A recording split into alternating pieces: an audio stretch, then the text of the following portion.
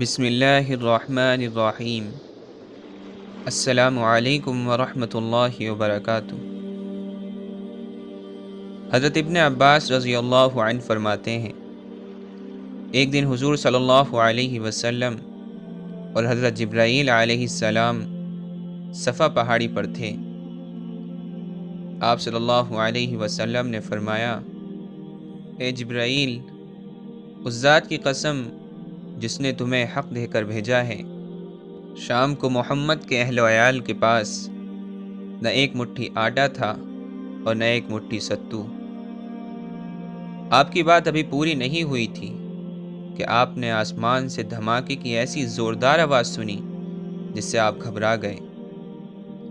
آپ صلی اللہ علیہ وسلم نے حضرت جبرائیل علیہ السلام سے پوچھا، کیا اللہ نے قیامت قائم ہونے کا حکم دے دیا ہے؟ حضرت جبرائیل علیہ السلام نے عرض کیا، نہیں، بلکہ اللہ تعالی نے آپ کی بات سنتے ہی اسرافیل علیہ السلام کو حکم دیا اور وہ اتر کر آپ کے پاس آئے ہیں۔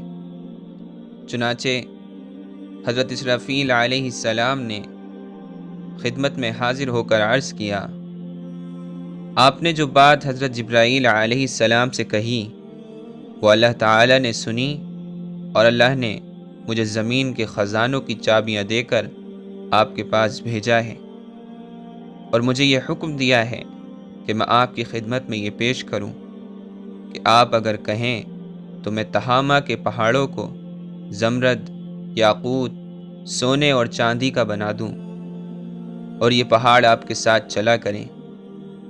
اب آپ فرمائیں، آپ بادشاہت والی نبوت چاہتے ہیں یا بندگی والی؟